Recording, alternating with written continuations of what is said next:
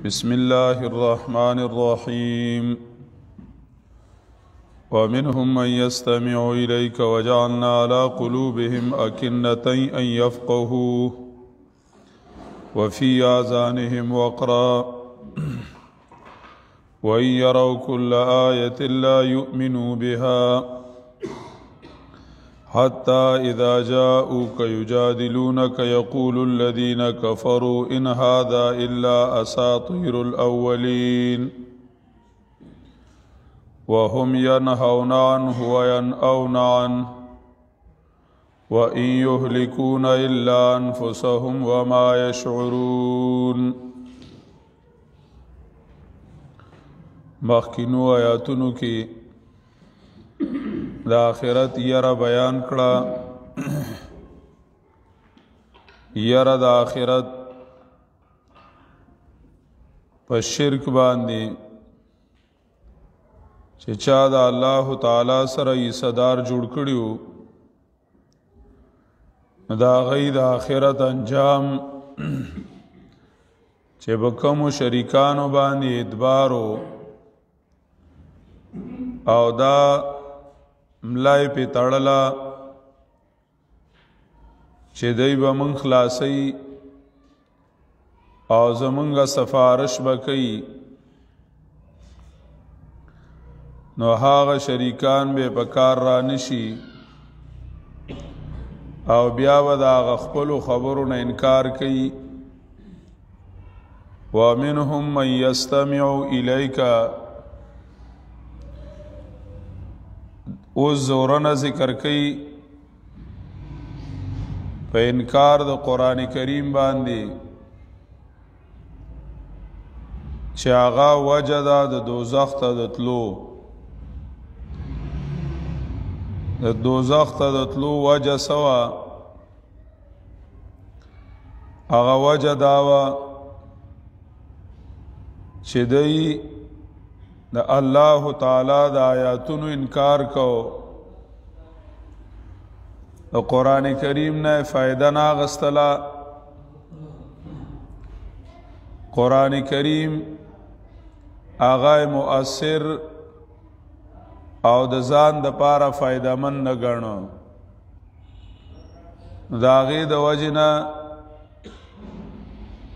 دی برباد شو او دی تاوانیان شو.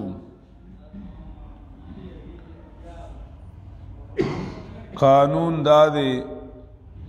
په دې دنیا کې چې کله کم یو څیز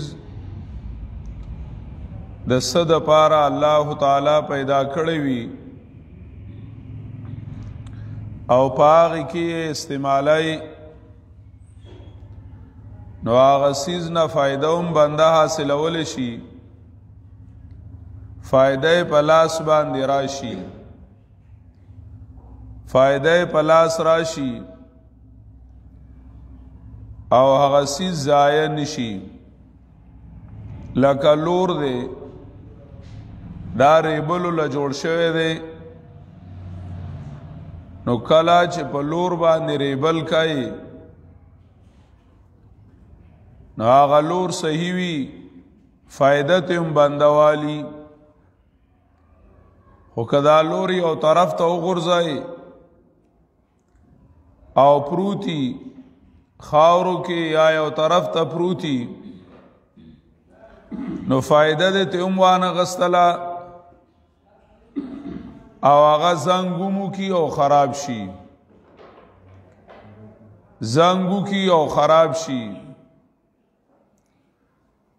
دارنګ چاړه د غوسولو لدا، نو کته راوالی غوخه په غوسه کې، سبزی په غوسه کې، ساگ په غوس کې، نو فائدہ دې ته هم واغستله او چاړه په کار عمراله، او کته دغه شانته وغورځي او یا دا چاړه راوالی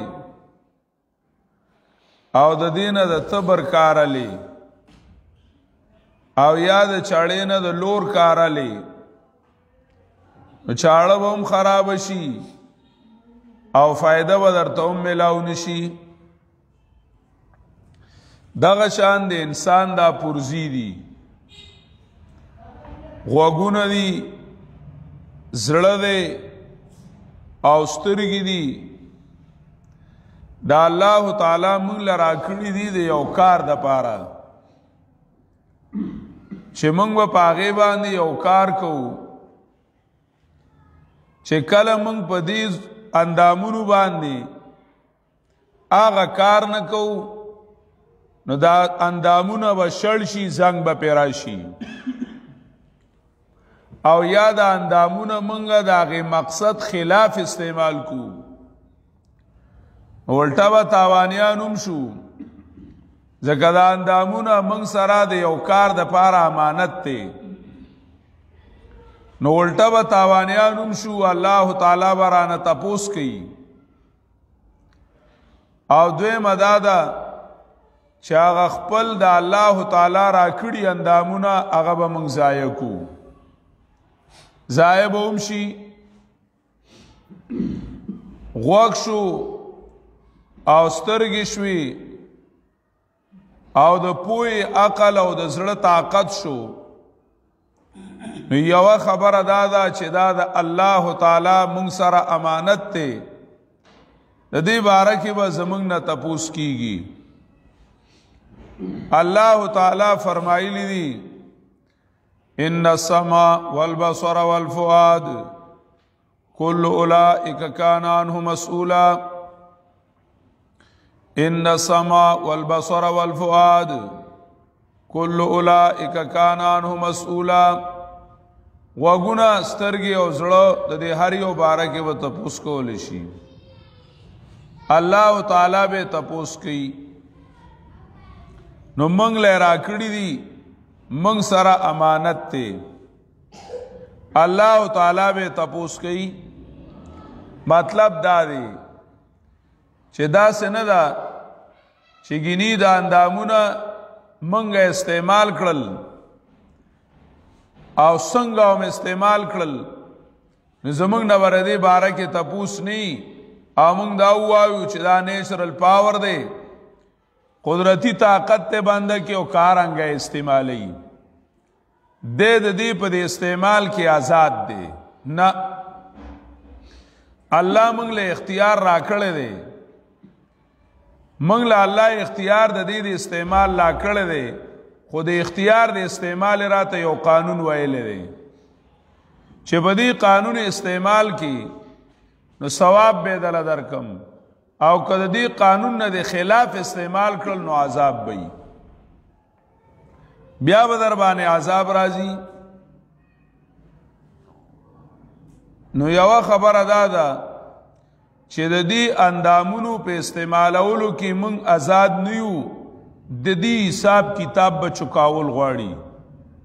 موږ نه به الله تپوس کوي.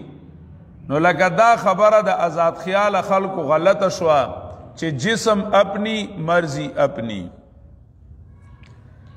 چې جسم خپل نو بدن خپل،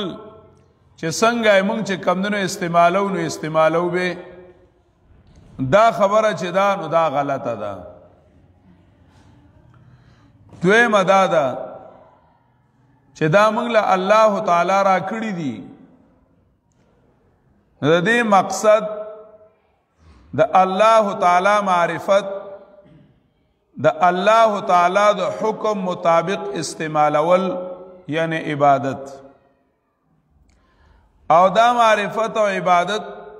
چې مونږه کوو زمون خامخا ضروریات دي، اوبو چای چینی اوبو دا بکو نو پاغه جایز ضروریاتو کې استعمالول. دا چې کم دنو د دې اندامونو مقصد دی، یعنی الله تعالی پیژندل، د الله تعالی حق په دې اندامونو ادا کول، دریم په دې اندامونو د الله دشمنی نه کول، دا د دې اندامونو حق دی. یو په دې باندې الله تعالی پیژندل، یعنی سترګې دې کې استعمال کا چې الله تعالی اکم ذات ته، الله تعالی د کوم صفاتونو والده، په غوږونو باندې دا خبرې واوره په زړه باندې دې خبرو ته سوچ وکړه دا ډېرې مزیدارې خبرې دي دا خبرې اوره دا الله قدرتونه دا الله صفتونه وینه او دا الله رب العزت په قدرتونو او په صفتونو ځان پوهه کوه او زړه ته یې کوزوه چلاسی بابا یو ځای کې وایي برای دیدن حق چشم آمد برای شنیدن حق تیز گوش است اگر حق را ندیدی و نشنویدی سر خرمر تو را بالای دوش است برای دیدن حق چشم آمد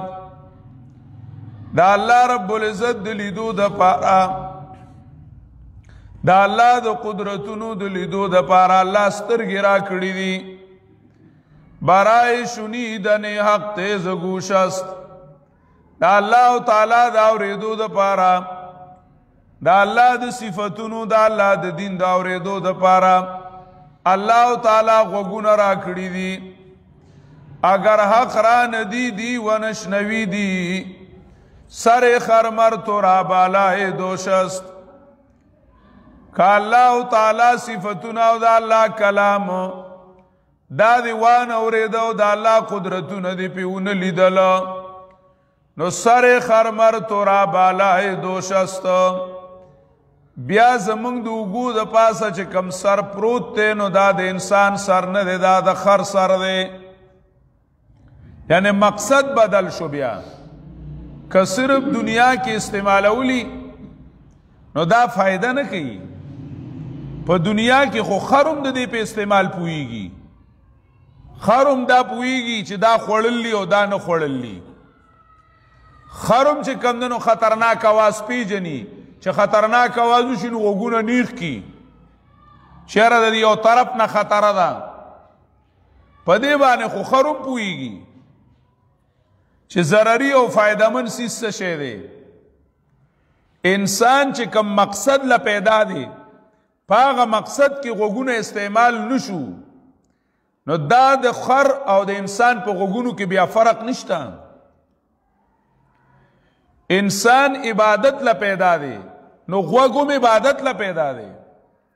سترګوم عبادت لا پیدا ده خلوم عبادت لا پیدا ده زړوم عبادت لا پیدا دی قرآن کریم ویلی دی چې دقه شانت غوږونه او سترګې وي چې د الله د پاره استعمال نشي نو دا او د سارو غوږونه برابر دي سورۃ الاعراف کې شته لقد زرعنا لجهنم كثيرا من الجن والانس لهم قلوب لا يفقهون بها ولهم آذان لا يسمعون بها ولهم أعين لا يبصرون بها أولئك كالأنعام بل هم أضل غوږونه اشتاق لیدل پې نه کوي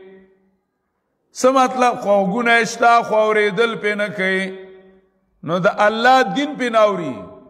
د الله عبادت پې نه اوري نه اورېدل خو پې کوي سترګو باندې د الله قدرتونه نه ویني د الله کتاب نه ویني د الله رب العزت کتاب نه ویني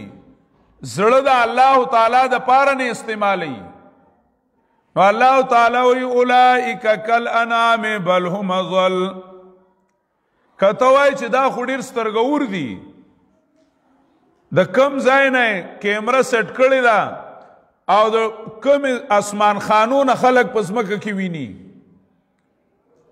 او د کم ځای نه دا فټ کړی دی چې فلان کې په پلان کې ځای کې ناشته سمې خده فلان کې په فلان کې ځای کې ناشته فلان کې چې کمونو فلان کې سيزونه اوري د امریکای خبره په سکند کې دی ځای اورېدې شي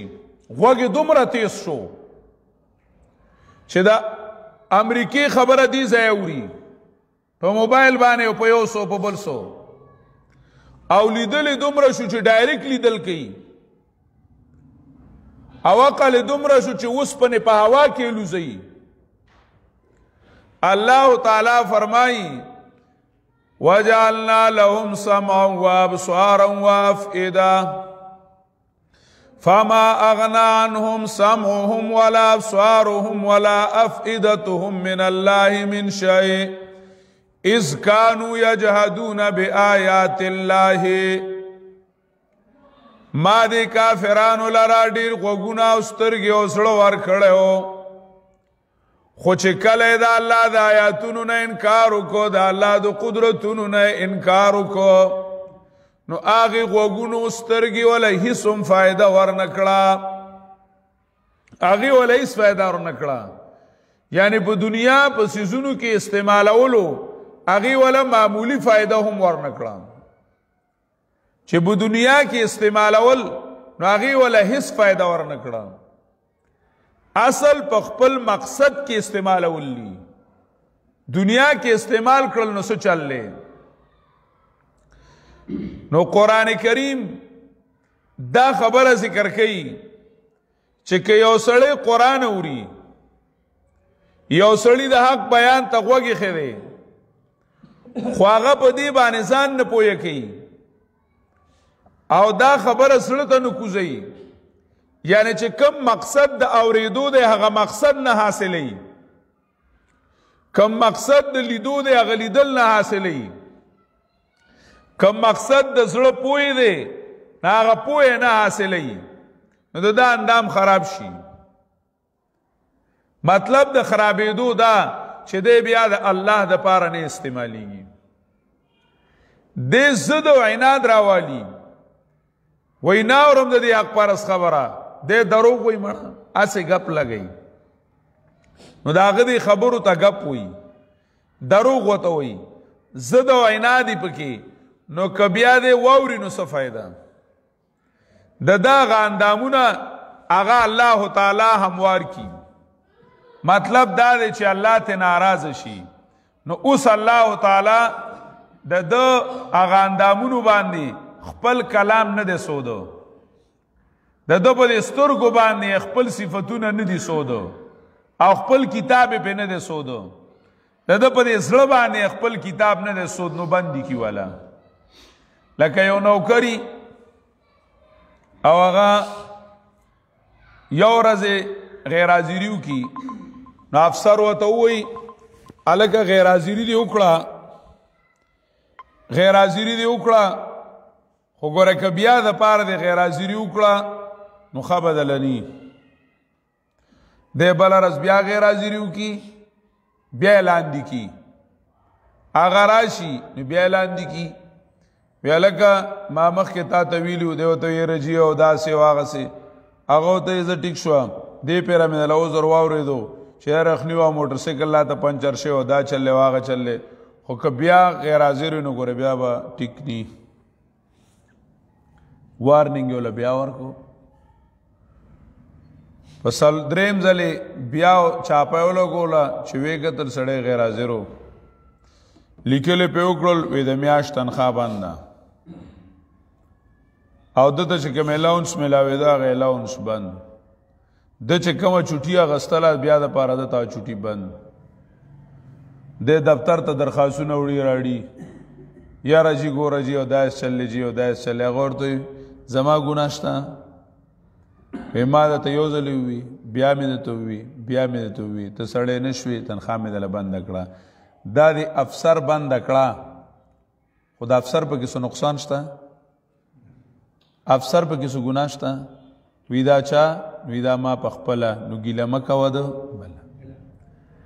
ده دا خپله تنخوا په خپله بند کړې ده، ده دا چې کمدنو خپل الاونس په خپله څه کړی دی بند کړی دی، هغوی ورسره رعایت کو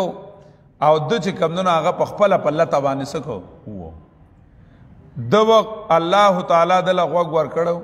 سترګې وله ورکړې وي، زړې وله ورکړو، وی اوره د الله کتاب واوره، د الله قدرتونو ته وګوره، د الله رب العزت په دې قدرتونو لږ سوچ وکړه او د شرک نه توبه څه کړه وباسه. ده دغه کار نه کو، نیک او الټی چې کمدنو حق پرست سره جګړې څه کړې شروع کړې،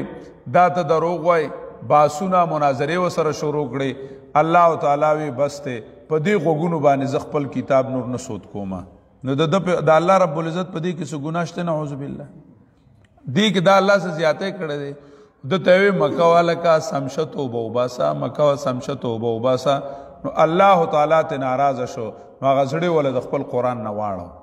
وګونه ول د خپل کتاب نه سکړل واړول. د دین لوی سزا بل نشته چې د یو سړی د الله د کتاب ته قابو نه کیږي، د الله دین ته قابو نه کیږي، د الله د دین خبرې به بدی لګي. وی رسوم چې د مولانا لپاره مارای کې ناشته نو دک سړی چې دین دا د الله په قهر کې اختره دی. بزان ته ډیر زم وي چې زدا سم او خيار ما او دی وای چې رخه دا مولا د توحید ته کراوالی کنه زوم چې په دې مارای ولا غلې شوې بدق دی. دل الله زړه بند کړی دی. اوس دې په ځان باندې ویریږي، په ځان باندې دل الله لوی سزا په سزاګانو کې ورکړه، لوی سزا ولا ورکړه چې الله رب العزت تینا ناراض شو. نو الله تینا د خپل ځان نه الله واړو، د خپل ځان نه واړو. وجه سوا د حق او حق پرست سره ضد کول، عناد کول، جنگ جګړې کول، دا غي نتیجه دا شو چې الله رب العزت د ځان نه سکو واړو. ومنهم من يستمع اليك، او زنه د دینا هغه څوک دی چې غوږ دی تا ته، یستمع اليك چې غوږ دی تا ته، غوږ درته کی دی. یستمع اليك قرآن، دا د قرآن مجید اوریدل دا خامخا اثر لري، خو په صحیح نیت باندې. څه باندې؟ صحیح نیت باندې. قرآن کریم د دې نیت په صورت بنی اسرائیل کې ذکر کړی دی چې د دې د اوریدو نیت مزیدار نه دی، ګینې نو قرآن به په اثر کړی وي. نحنو اعلم بما يستمعون به اذ يستمعون اليك اذ هم نجوا اذ يقول الظالمون ان تتبعون الا رجلا مسحورا. سورت بنی اسرائیل آیت نمبر 47 و سلوختم. نحنو اعلم بما يستمعون به، ما تپتا دا آغا مقصد چې دی غوږ دی پاغه مقصد باندې تا تا پاغه ټیم کې چې دی غوږ دی تا تا، یعنی په غلط نیت باندې غوږ دی. ویرا چورېګه کم ځای و پکې د اعتراض معلومو، ورېګه کم ځای و پکې دی نیوکی او کم ځای و پکې د گرفتی رانی وم به خیری رانی وم به او دا اعتراض دا ځای دی، دا ځای دی د په بنیته باندې اوري، یعنی په انابت باندې ناوري، د طلب د حق په نیت باندې ناوري. د قرآن مجید دا اوریدو دا نیت ته چې قرآن مجید ته وزړه صفا کی چې څه قرآن وای نو دا حق دی. بس پیریان واورید اثر پیو کو. یو انسان خو د پیریانو نډیر شری نه وی کنه، د انسان په مزاج کې خو خاورین دی، خاورو کې دا صفت ته چې سوتوار واچه نو زرغونی کی، او د پیریانو مزاج د ور دی نو چې سوتوار گزار کی نو وی سوځي. نو د انسان په مزاج کې خو قبلولو،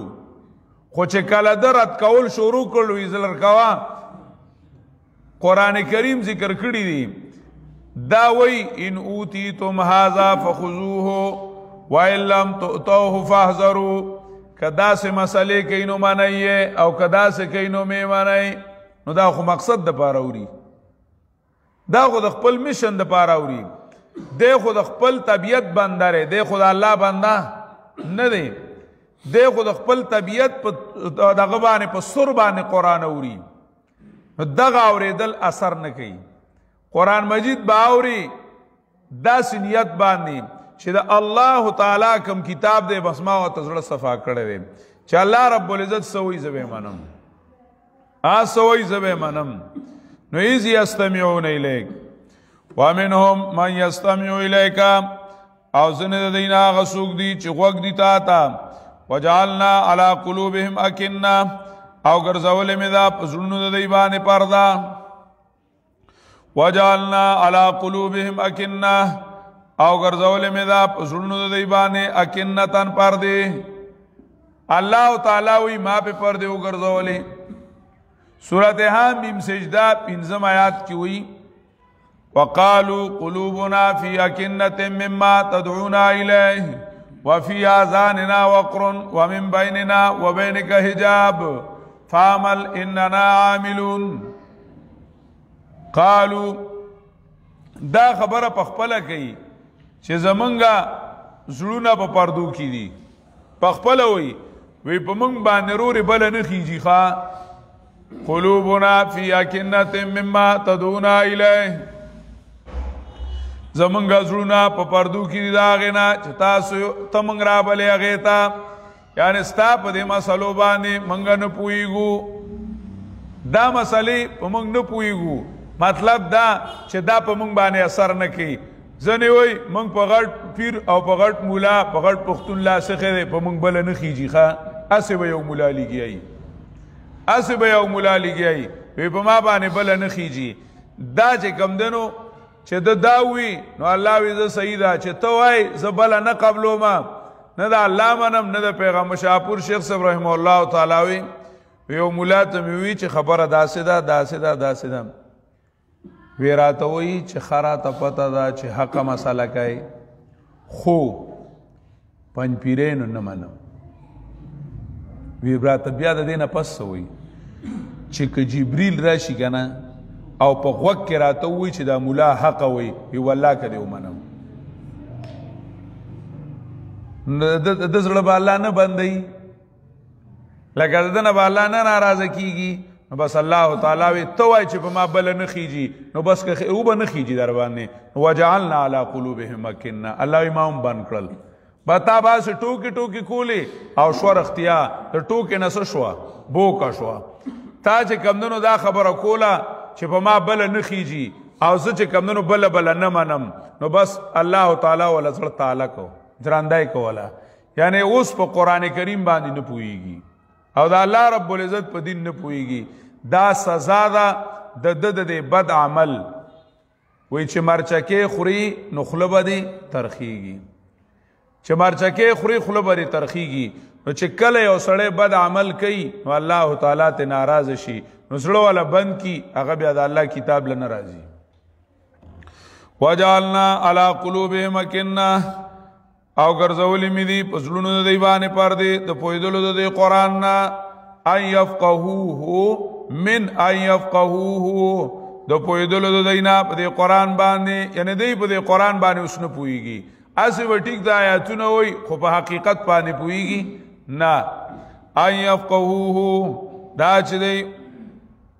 د پوهېدلو د دوی نه په دې قرآن مجید باندې. وفي اذانهم وقرا، او ګرځولې مې دي او په غوږونو د دوی کې د دروندوالی. وفي اذانهم، او ګرځولې مې دي په غوږونو د دوی کې وقرا دروندوالی کوڼوالی. نو څه مطلب؟ ګانې پې ناوري، دروغ پې ناوري، غیبت پې ناوري، نه دا هر څه اوري، خو که ناوري نو د الله کتاب ناوري. په هر څه پوهېږي خو د الله په کتاب نه پوهېږي. کابلګرام شیخ صاحب رحمه الله تعالی فرمایل وی هر یو سیز له زگ خو قرآن له دگ، هر یو سیز له چې کمدنو چست خو قرآن له سست، هر یو سیز له گرم خو قرآن له نرم. بد دغه ځای کې دی نه پوهېږي. که ورته انګلیش رالی نه پوهېږي، که فزیکس رالی نه پوهېږي، کیمسټري رالی نه پوهېږي، د فیثاغورس په ګرانو مسلو باندې پوهېږي، د آینسټاین په قانونونو باندې پوهېږي، د نیوټن په قانونو باندې پوهېږي. که نه پوهېږي نو د الله په کتاب نه پوهېږي. وایي دې زموږ ژبه څه پیړه شوې غونته کېده، موږ پې نه اوړي پې زموږ ژبه، او موږ په قرآن مجید باندې وایي نه پوهېږو. مازغه چې کمدنو یې زموږ کار نه کوي. او که چېرته ورته ووایي چې د ځمکې کچ دی نو په پوټونو او په انچو به یې دله برابر کي،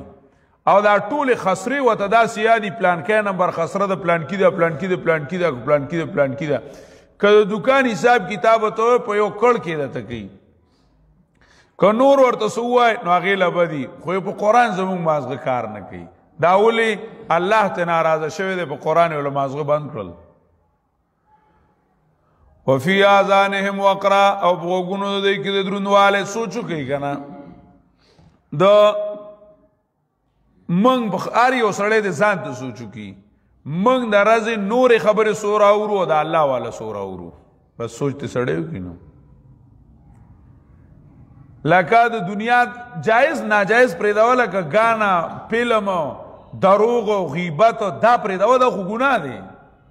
خو لکه د خپل ضرورت خبرې د خپل جایز خبرې هغه موږ درجه څومره کوو او چې کوم را باندې واجب دي اورېدل هغه هم څومره وکړل په سالم عرض کې زمونږ په ټایم ټیبل کې نیمه ګنټه د الله د کتاب دپاره نشته چې مونږ وایو په دې کې به زه د الله تعالی د دین خبره اورم د قرآن خبره به اورم د الله د تعلق د الله د محبت خبره به اورم د الله تعالی د توحید خبره به اورم اورېدل یو د مولانو په بیان کې هم نشته هغه هم چې تابته کې د جمعې بیان د دې دپاره کوي چې اړه وله ورکوي د اړې په بنیاد کې د الله تعالی دپاره خلکو ته ترجمه د قرآن مجید نه کوي چې د الله رب العزت د توحید خبره پکې راشي د الله د عبادت خبره پکې راشي د الله رب العزت دپاره چاته قرآن او دین نه ښیي دا ماشومانی د کلي هلکاني هغوی ته چې کومونه د الله رب العزت دین وښیي د پیغمبر علیه صلات وسلام سنت ورته وښیي نه عوامو کې دا طلب شته دی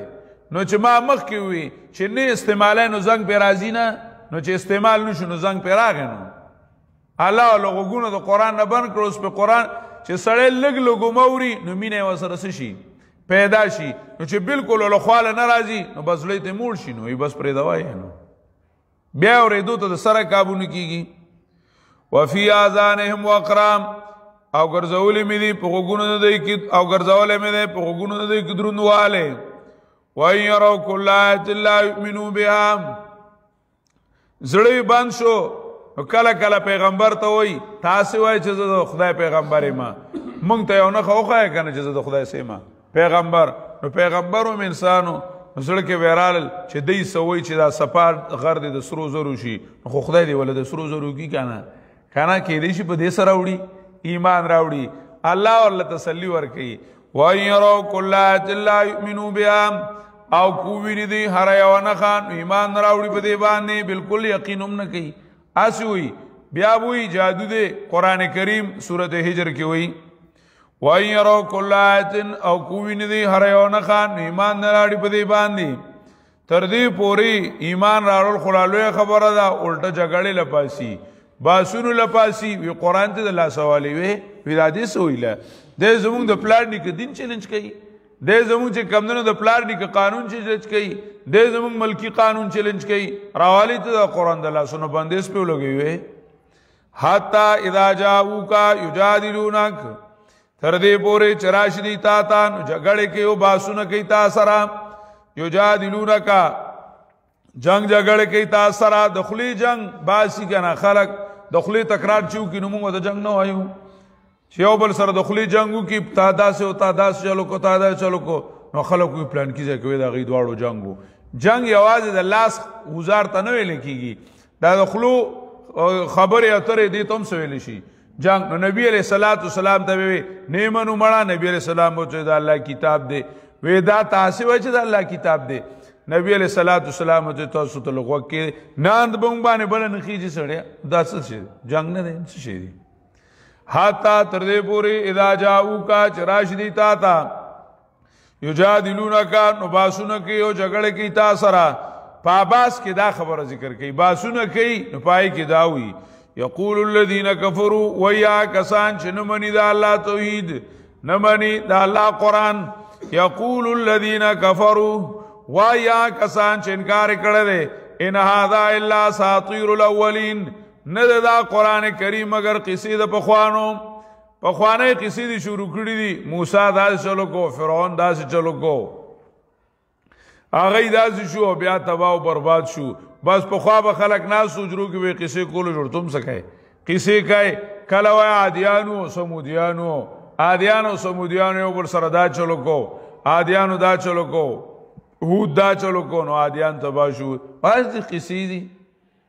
چې کله یو سړی قرآن کریم ته د طلب په نظر باندې نه کیني هغه ته قرآن داسې ښکاري نو هغه داسې دي کله وایي چې دا چلو شو فرعون لاړو موسی دا وکړو موسی لاړو هغه دا چلو کو او چې یو سړی هوښیاري نو هغه چې وګوري وی چې زه په کوم سب کې یم یاره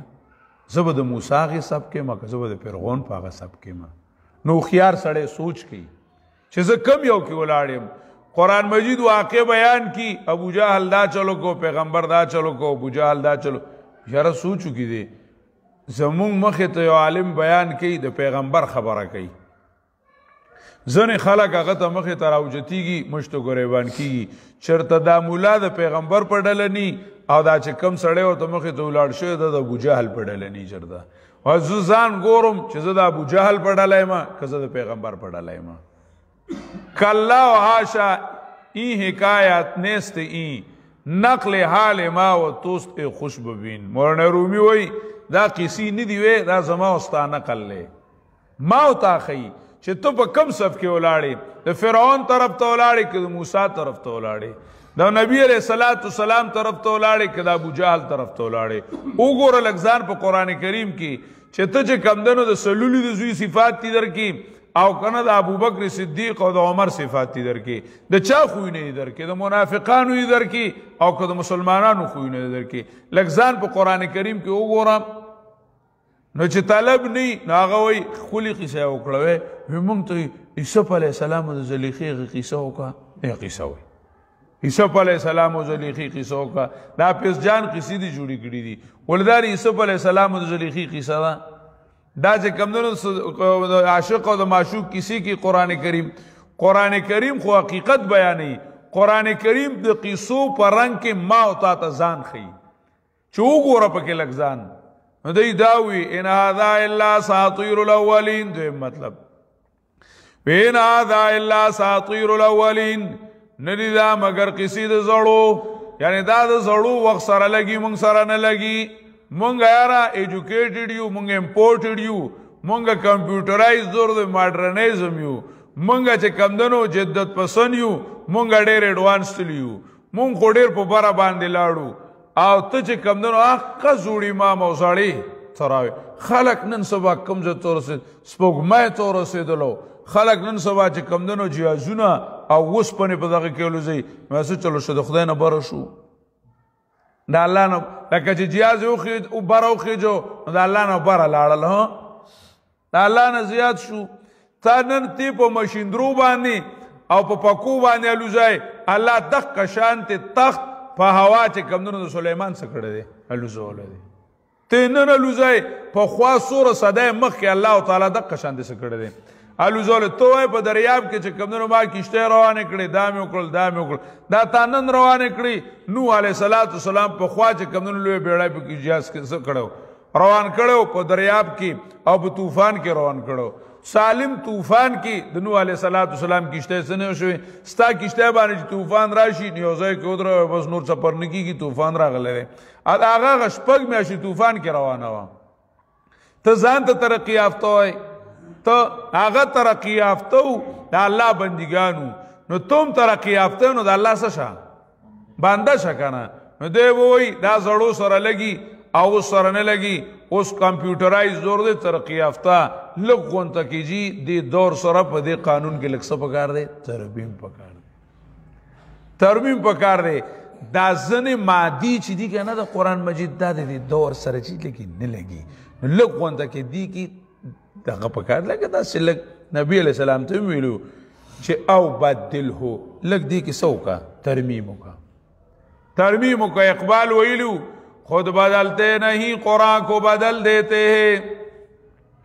خود بدلتے نہیں قرآن کو بدل دیتے ہیں ہوئے کس درجہ فقیحان حرم بے توفیق ودا سور بے توفیق شو ځان نه بدلی او قرآن بدلی الکه قرآن سره ځان جوړ کا دانا چې ته چې کمدنو قرآن بدلای قرآن مه بدلو ځان بدل کا ځان د قرآن سره جوړ کا نو دی وی اساطیر الاولین دا پخوانو سره لګي مونږ سره دا نه لګي دا پخوانی د بیکورډ زمانې قانون دی او مونږ چې کمدنو اوس دا کړي دي دا کورس مونږ کړي دي مونږ اوس ډېر مخکې وو مونږ له نوې غونته کې نظام پکار دی ان اساطیر الاولین درېیم معنا جمع د استعارتون دروغ ته وي یقول الذین کفروا وایا کسان چې انکار کړی دی ان هذا الا اساطیر الاولین ندی دا مگر قصې دروغ د پخوانو دا پخوانی دروغ را نقل کوي پخوایم وي الله یو دی نوح وي او هود وی الله یو دی او موسیوی الله یو دی ابراهیمی الله یو دی عیسیوی الله یو دی دیموی چې الله څه دی یو دی دا زوردار دروغ دي سړیا او پخوا موسی ویلو قیامت را روان دی او پلان کی ویلو قیامت را روان دی فلان کی ویلو قیامت را روان دی فلان کی ویلو دیموی قیامت را روان دی دا زوردار دي سړیا دا دې اصلي کیا دي